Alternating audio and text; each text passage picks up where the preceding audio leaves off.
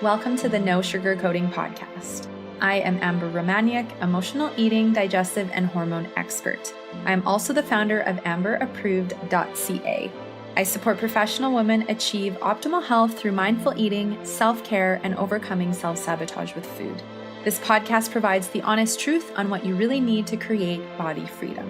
The No Sugarcoating Podcast provides information on healthy living, lifestyle changes, nutrition, and diet, and is intended for informational purposes only. Always seek the advice of your healthcare practitioner regarding your health and nutrition program.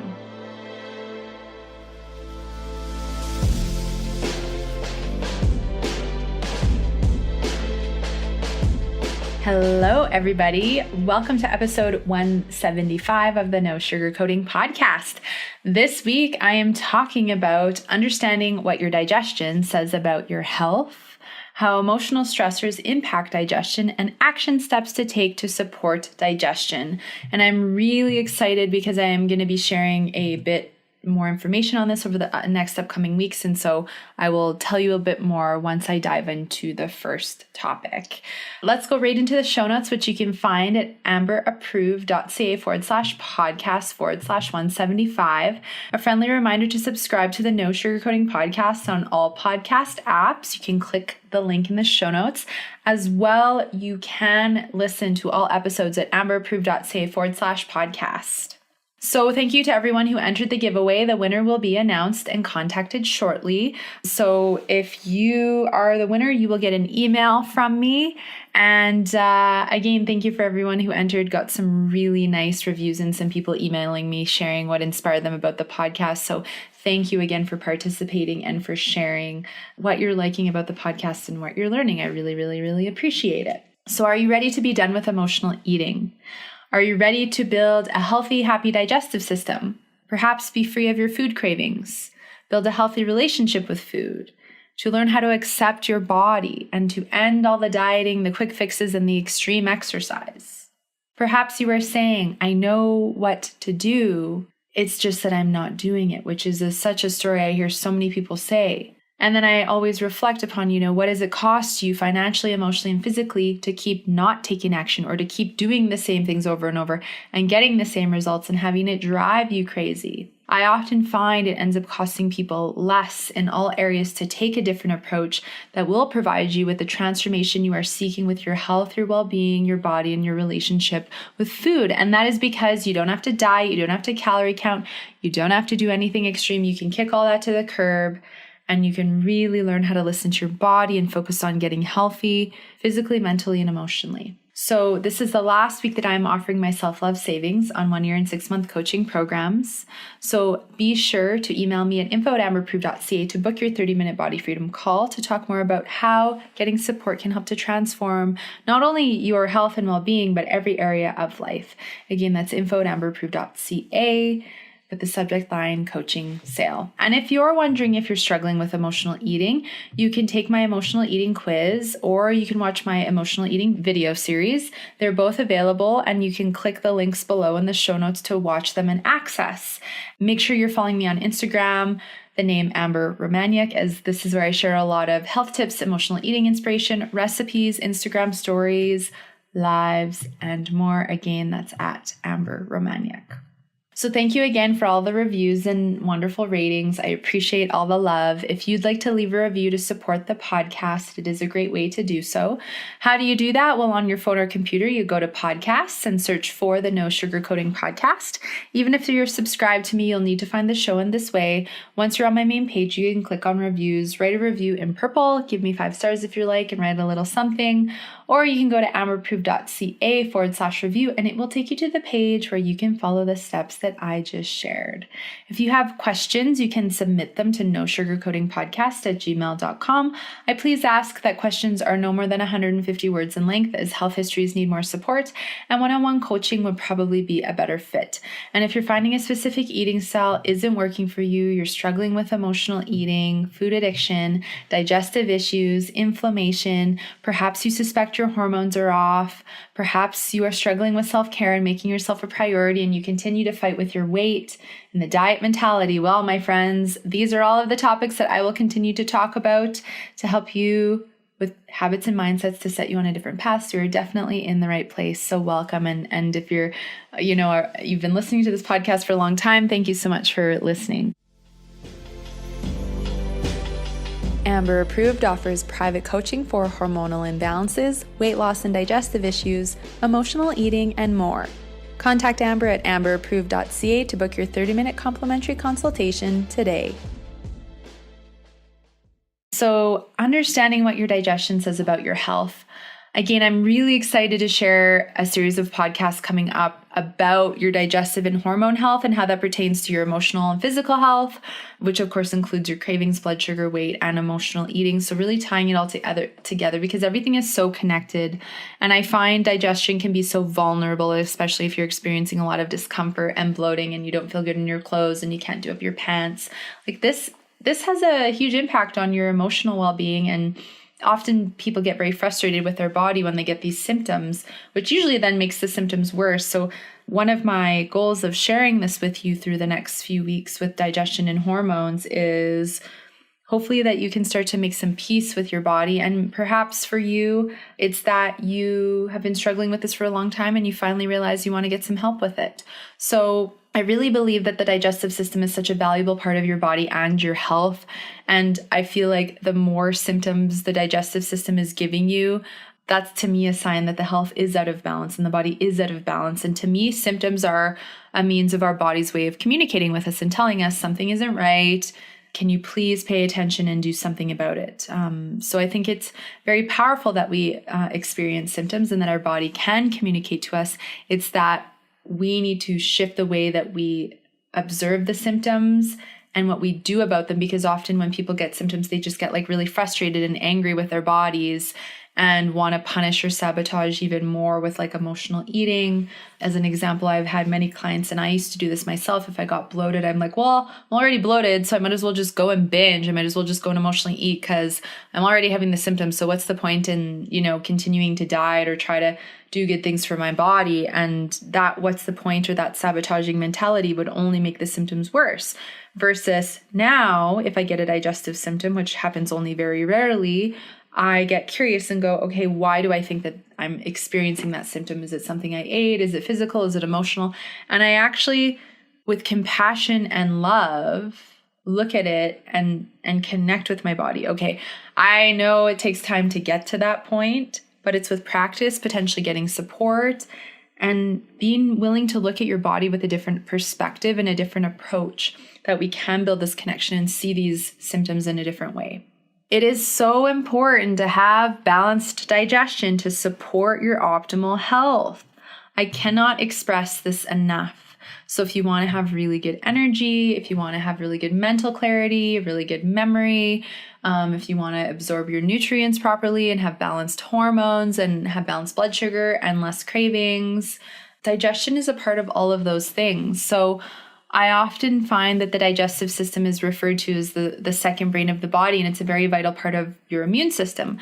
So what I observed in myself is when I used to have really out of balance digestion, and I also observed this within my clients and some of them who had really, really, a lot going on with their digestion, is that the more stressed out your digestion is, the more stressed out your immune system is. And that makes you more susceptible to colds and flus, especially colds and flus hanging around for weeks or months. Maybe even antibiotics aren't getting rid of your cold or flu. And that is tied to the immune system, which is largely a part of the digestive system. So if you're finding you're struggling to get over colds and flus, you're feeling like you're always catching something or like something's always hanging on, I would encourage you to see if you're experiencing any digestive symptoms. And I'm going to be going through a different series of symptoms as we go along here the next few weeks. And they don't necessarily pertain to your stomach area or your digestive core. Things like psoriasis, eczema, headaches, brain fog, poor mental clarity, hormone imbalances, right? Like those have nothing to do with eating something and having an immediate reaction in your digestive system. But those are all signs of inflammation that usually come from the digestive system. I really believe inflammation starts in the gut. And we don't necessarily have to eat something and feel it right away in the digestive system. It can show up in many different ways, but I am going to dissect some of those different symptoms and what I've observed through myself, my clients, and what I've learned regarding why we may be experiencing those symptoms as I go along through this series. I want to dissect some of the most common and uncomfortable symptoms that my clients and that I used to struggle with. I know a lot of people struggle with. Digestive symptoms can be uncomfortable. And who wants to talk about excess gas and bowel movements and feeling bloated and yucky? I know it's not fun, but so many people experience this. I used to be one of them. I witnessed my clients in the beginning when they come to me with these symptoms. And of course it improves as they go along, but this impacts life, and this impacts your emotional health, and this impacts whether or not you can wear certain clothes and go out and attend certain events, or feel comfortable and confident speaking in front of your team or at a talk or leading your business or being in your career, right? Dating, your love life. It really has an impact on many different things. So this is a great time to grab a piece of paper or a journal and write down any of the symptoms that resonate with you and how long you've had these symptoms, so however many months or years. And again, I would encourage that if you feel like you can't get to the root of why it's happening for you and you've just continually been struggling with the symptoms or they just keep getting worse, this may be a great opportunity to reach out to me and explore support or somebody that you really trust and feel safe with. Because to me, we should be able to resolve these symptoms. I've had people come to me who've been struggling with digestive symptoms for years and years and nothing they do is working. And, they come to me and they really feel very much a lot of doubt about being able to overcome them. And then as we go along and we work through the physical and emotional, all of a sudden the symptoms completely go away or they're happening only very minimally. So it is possible, I believe, to change that. And it's just that we have to get to those specific roots of why you are struggling with these symptoms. So if you have been struggling and if you've been experiencing these symptoms, just know, I know there's a lot of information out there. There's a lot of noise. There's just 90% of what's on the internet. Don't believe it.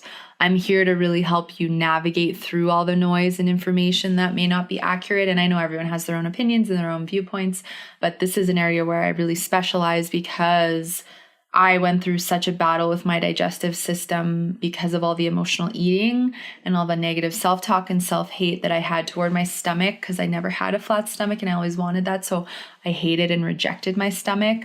I had candida, I had blood sugar imbalances, I had cravings, I had such bad inflammation. I used to be sensitive to multiple foods. I'd get so bloated that I couldn't do anything. So I had bad brain fog, low energy, it's moodiness, massive PMS symptoms, you name it, I've experienced it with my digestive system. So I really understand what it's like to go through all of that and to also balance it without doing anything extreme and taking the time and putting in the effort and the focus to really balance that part of the body. And I really believe with the digestive system, the more symptoms you are experiencing, the more of a state of crisis your body and health may be in. So as an example, the more bloating you have, the more infrequent your bowel movements. So if you're only going to the washroom a couple times a week, or the more gas you have, the more cramping, the more pain you have or discomfort no matter what you eat, right? Heartburn, brain fog, low energy, irritability, low moods, water retention, weight gain, cravings for carbs, sugars, and sweet foods, emotional eating, blood sugar imbalances, inflammation, vitamin and mineral deficiencies, and hormone imbalances are some of the most common signs of a digestive system that may be out of balance. There are more, but these are just some of the few, okay? Actually, I know I mentioned a lot, but there are potentially a lot of different symptoms that can be tied to the digestive system.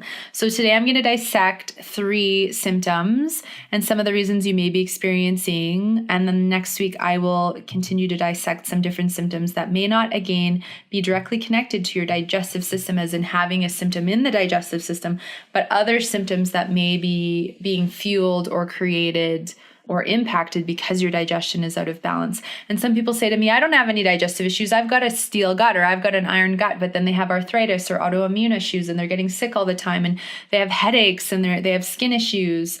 So to me, it's okay, well, if you're experiencing those kinds of symptoms, I wouldn't necessarily say you have an iron gut. It's about really getting to the core of what's happening and not factoring out potentially digestive issues. Again, you don't have to have specifically bloating to have imbalances happening in the digestive system. But the first symptom I am going to explore today is bloating because it's very common And I see it all the time. I used to experience it so regularly, and so do a lot of my clients. So bloating is often a sign of a high level of inflammation in the body, especially in the digestive system. It's very uncomfortable. It can be embarrassing. It can make you want to hide at home. It can make you go, well, I guess I'm not wearing that half of my closet for the next few days because I can't, button up my jeans. I can't wear that dress. I can't put that blouse on or whatever it is, because you feel all of a sudden very uncomfortable in your body. It can make you very angry and frustrated. It makes you want to isolate and hide. I know it definitely used to for me. And I've had a lot of clients share with me that they really limit themselves in their life, whether it's their business, their career, travels, wearing certain clothes, going to certain social events, if they are feeling that bloating, because it makes one feel very vulnerable. And I know some people have had experiences where someone has walked up to them and asked if they're pregnant. And that can feel very embarrassing and mortifying when you're just bloated. But again, some people can get very bloated that they do look pregnant. And I used to be one of them. I'd look like I was 6 months pregnant. I would just be like, nope, staying home, don't even want to go out. So inflammation can be identified with swelling, redness, pain, or heat. And often what happens is whether you ate too quickly, you overate, you didn't chew your food properly, you binge ate, you emotionally ate, you're eating foods that you're sensitive or allergic to, or you're eating tons of highly processed foods, especially refined sugars, deep fried foods, alcohol, dairy, wheat products, artificial sweeteners, things like that. You can end up really agitating your stomach and then your intestinal lining, which then flares up with inflammation. And so the inflammation often will make your stomach and or your abdominal area puff out. And some people again describe this as just puffiness, bloating, stomach sticking out. It distends. You feel like you're 6 months pregnant. My bloating used to be so bad it would last for 10 days. And I literally had to lay on the couch. I couldn't do anything. I just had to lay there in pain and deal with it because it just would not go away. And no matter what I ate, what I did, it just had to wait to go away on its own. And it was very, very uncomfortable, and it was very limiting, and it would make me really angry. And often it would actually make me want to go and binge eat because I'm like, well, I'm already bloated. I did nothing to bloat myself, even though I probably did, but I just at the time was not aware of what I had done to bloat myself. So then I'd be like, well, screw it. I might as well go binge eat because I'm already bloated. So what's the point in laying here? I might as well be getting some kind of pleasure out of eating. So then it would feel more self-sabotage. So, what are some of the things that can contribute to bloating? Well, of course, the inflammation is one part. And the more inflammation we have in the body, the easier it is to get bloated. High stress, so feeling a lot of negative emotions and stress while you eat, can contribute to bloating. Also, multitasking and eating, driving and eating, working and eating, watching negative things on social media, TV, having an argument with somebody. This all can contribute to bloating because you're in fight or flight mode. And I'll talk about that more when I talk about emotions. When you're in fight or flight, your body's not focused on digesting. It's focused on fight or flight because your body's feeling like it's going to be attacked or threatened. So the last thing your body wants to do is digest. So if you're, having a meal and your digestion's shut down, one of the most natural things for your system to do is to bloat, is to go, oh, I'm not recognizing this as food right now. I can't do anything with that. So I'm just going to bloat. And again, not a fun feeling. For some people, drinking too many liquids with their meals can contribute to bloating. One of the biggest things that I see contribute to bloating from a digestive standpoint is actually a yeast or candida overgrowth. So if you've had to take antibiotics once or multiple times in your life, if you often have chronic infections, if you're getting sick all the time and again having to take antibiotics, if you have a high sugar intake, if you eat lots of foods with yeast in them, this creates an abundance of unhealthy bacteria in the large intestine. So we're supposed to have a really high balance of good, healthy bacteria. Believe it or not, we have about 8 pounds of bacteria in the large intestine, and there's hundreds of different kinds of bacteria, which are so important for energy, some vitamin production, eliminating our waste, mental clarity, immune health. There's so many uses of these bacteria in our large intestine. But when we've had to take antibiotics and we've eaten a lot of sugar, drank a lot of alcohol, had high stress levels, it throws these levels way off. And then we end up with candida overgrowth or yeast overgrowth. And that can contribute to high levels of bloating because the yeast is like a 24-hour stressor that's kind of always stressing out the intestinal lining. And when you have something that's always stressing out the intestinal lining because it's a pathogen, in high amounts, it can, I believe, contribute to inflammation, stressing out the immune system, hormone imbalances, fatigue, brain fog, inflammation, skin issues, more cravings. And of course, this is because it's not wanted in large amounts. And because it is there for a lot of people in large amounts, it impacts the level of inflammation in your large intestine. And so a lot of people will notice, especially their lower abdomen feels puffier, like it's sticking out. For some people, it can be the whole abdominal area, but for some people, and I used to notice as well, like when I'd get candida overgrowth, my lower intestine would really be sticking out. And so this creates a lot of inflammation. And when your intestinal lining is inflamed, it's like it puffs up. It's like it blows up because it gets angry, right? And so the more it puffs up, the more bloated you feel. And that's essentially what I feel like that bloating sensation is a lot of inflammation going on due to different imbalances going on in the digestive system. So I see candida in a lot of people. I used to have the worst case that, a healthcare practitioner at the time I was working with had ever seen. And so I've resolved that now, and it's been easy to manage, but man, was it ever contributing to a lot of my symptoms. And it was very overwhelming to deal with at first, just because there was so much there and I was still struggling with emotional eating.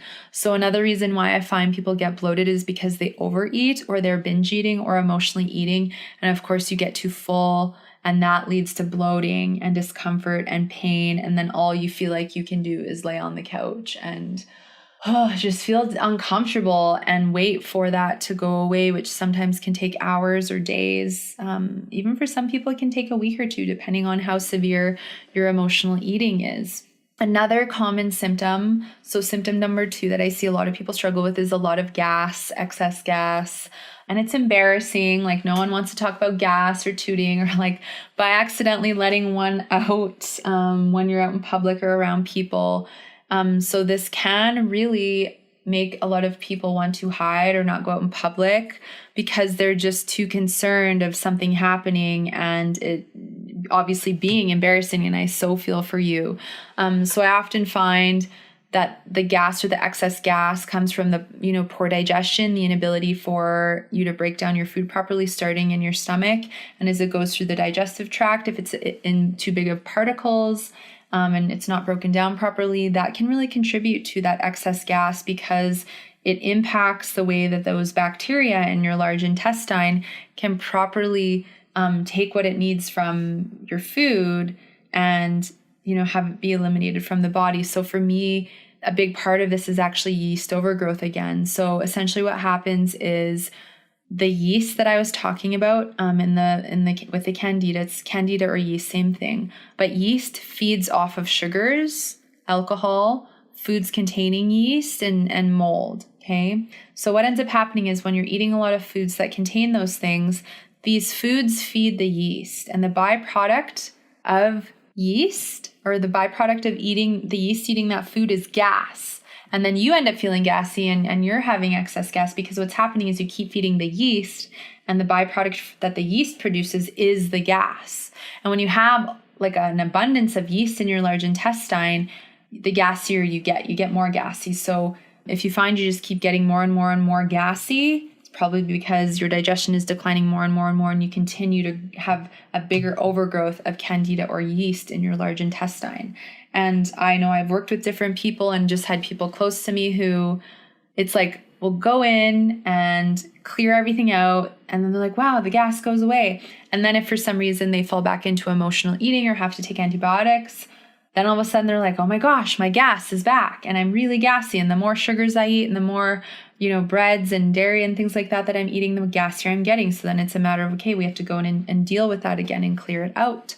Another one is eating your food sensitivities. So I find dairy often will give a lot of gas, wheat, other food sensitivities. It can be different for everybody, but I often find because dairy breaks down into simple sugars, again, that feeds the yeast and it creates that gas and a lot of inflammation and discomfort for a lot of people in the digestive system. So if you are experiencing a lot of gas, I don't believe it's because it's part of your family lineage and because your parents have gas and your brother or sister has it. I really believe it's about getting to the root of what's going on in your digestive system and what is not functioning properly and how do we balance it out. And the third symptom that I'm addressing today is brain fog. So what is brain fog? Well, it's like you have unclear thinking. It's kind of like you put the cereal in the fridge and the milk in the cupboard kind of mentality. It's like you need to write everything on a sticky note because you can't remember anything. It's like I was going to just go do that, but now I can't remember what I was going to do. And you just feel like you're in a fog all day, and it's hard to focus and it's hard to function, and often this impacts your energy levels. So often I find brain fog is tied to the yeast overgrowth. Often it can be tied to liver stress or liver that's overburdened and just struggling to filter toxins out of the body. I also find people who are not having daily bowel movements. This can really impact and contribute to more brain fog because daily bowel movements are important for you to release toxins out of the body. I mean, having a bowel movement is one of the ways you eliminate toxins. So if you're not eliminating those bowels every day, you're reabsorbing these toxins into your body. And of course, that impacts your mental clarity, your brain function, your energy, your moods, etc. So that will have an impact with brain fog. If your digestive system is stressed out and you're not absorbing your nutrients properly, especially things like B12, magnesium, all your vitamins and minerals, when you have that lack of nutrient absorption, this impacts your mental clarity, your brain function, and how you are able to focus. Vitamin B6 is another one. It is the memory vitamin. So if we're not absorbing properly, how do we get what we need from our food, and how does that lack thereof impact, brain fog and all these other things, all these other functions that the body is trying to do with a deficient amount of what it needs. Also, hormone imbalances. So I often find whether the hormone imbalances came first or whether it's the digestive stressors that came first, things like imbalances with cortisol and thyroid can also impact brain fog. But it's say you have these digestive imbalances, and then you're noticing your brain fog's getting worse. That's why it's always important for us to investigate hormones as well, which I am going to be talking more about as we go along here in this series as well. But they're very much connected, gut health and hormone health. Usually if one's off, they're both off in some regard, and they both kind of fuel the vicious cycle in one another of declining or becoming worse if we don't address both of them. That's why I think it's very important to address both hormones and digestive health, and why I work on both of those things with all of my clients, as well as addressing any emotional eating, negative self-talk, weight, body image stuff that may be going on in the body as well. The No Sugarcoating Podcast is proud to partner with Dr. Segal's Energy Socks. Dr. Segal's makes fashionable compression socks for the effective relief of tired, achy, swollen legs. Visit drsegals.com and choose from a variety of styles. Dr. Segal's compression socks are truly socks with benefits. So this brings me to my second point, how emotional stressors impact digestion. So believe it or not, your emotions have a huge impact on your digestive system and your overall health and well-being. I really believe your cells listen to your thoughts, and your thoughts, whether positive or negative, can have a very profound impact on your body in a positive or negative way. So negative emotions create a fight or flight response in the body. Okay, they put you into this kind of like stress mode. Okay, and then you produce more cortisol, which is the stress hormone. And this shuts down the digestive system because the body's like, there must be a bear or a wolf or something threatening me. So the last thing that I can do right now is break down and digest my food. So your circulation goes out into your limbs from your core in fight or flight mode to help you run away from that bear, even though there probably isn't a bear there. And your body does need to be in rest and digest mode to break down, absorb your nutrients properly, and have your whole digestive process work properly. So then what ends up happening is when you're in this fight or flight mode and your circulation's in your limbs and you're eating and you're not able to digest, you can get bloating. It impacts your nutrient absorption, inflammation, leaky gut, food sensitivities, your immune health, bowel movements, having more gas, blood sugar, cravings. So many things can be fueled. Heartburn, knots in the stomach, bloating. There's so many things that can be enhanced with symptoms when we are in negative mindsets. And we also hold a lot of negative emotions in our digestive core. Things like guilt, worry, fear, anger. And anger especially is hung onto and stored in the liver. Irritation, frustration. So I find when I do some of the sessions with my clients, they often talk about how they feel a knot or they feel a lot of tightness or discomfort in their digestive system as we're, exploring different emotions or exploring if they're multitasking and eating or if they're in a negative mood while they eat.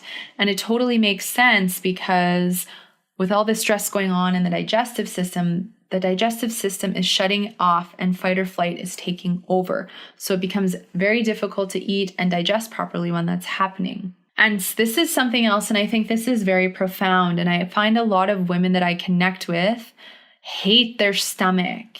It's not flat enough. They don't have a six-pack. It's jiggly. It sticks out. It's embarrassing. Their clothes don't fit properly.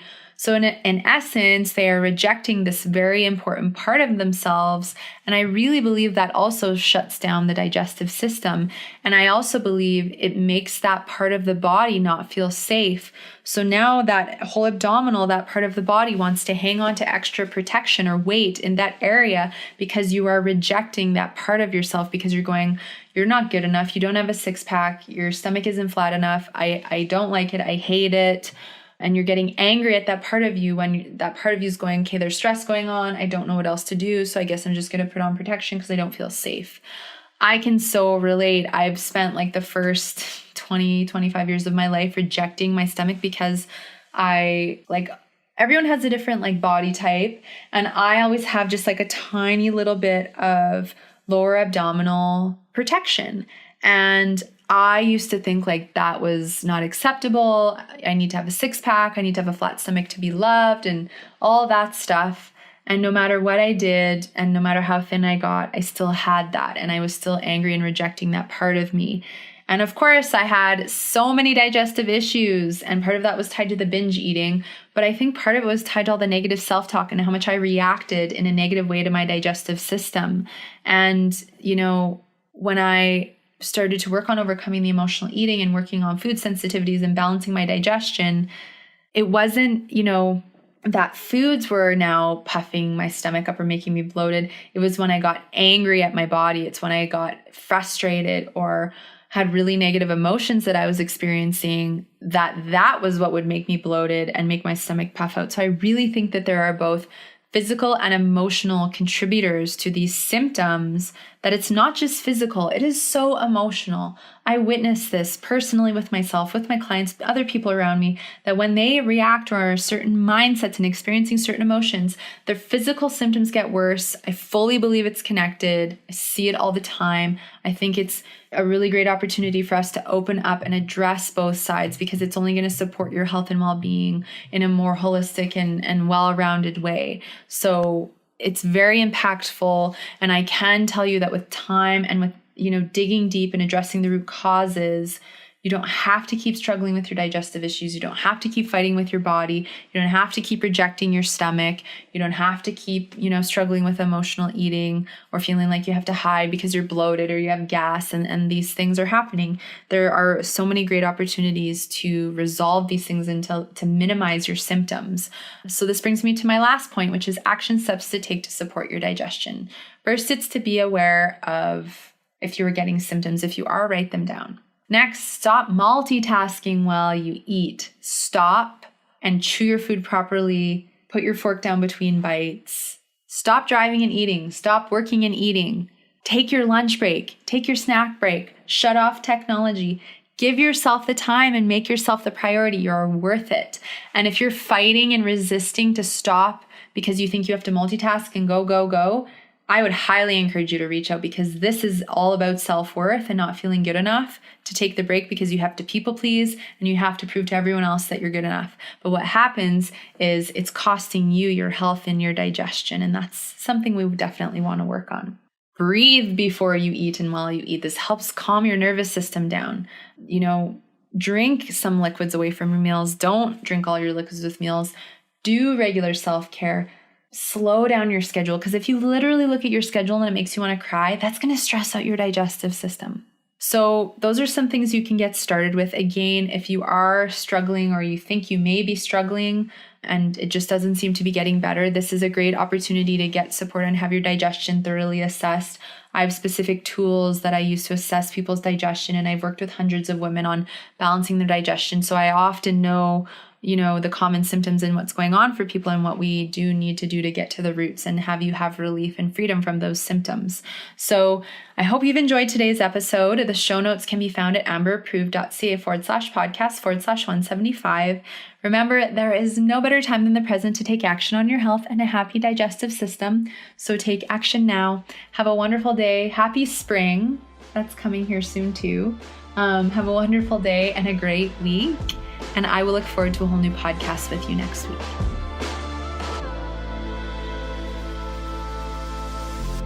Thanks so much for listening to the podcast. If you haven't yet, be sure to subscribe, review, and rate this podcast and share it with your friends. You can find me at amberapproved.ca and follow me on Instagram and YouTube at Amber Romaniuk. Join me next Sunday for another brand new episode and another step toward body freedom.